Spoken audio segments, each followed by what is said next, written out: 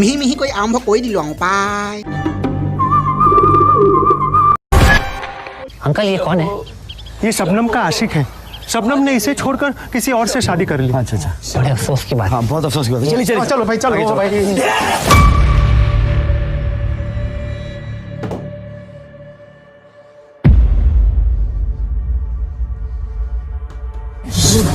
ये वो है जिससे शबनम की शादी हुई थी।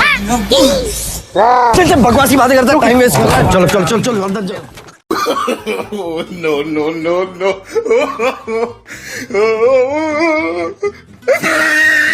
ये कौन?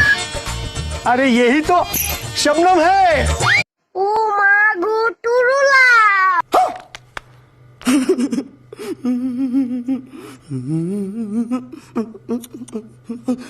खत्म।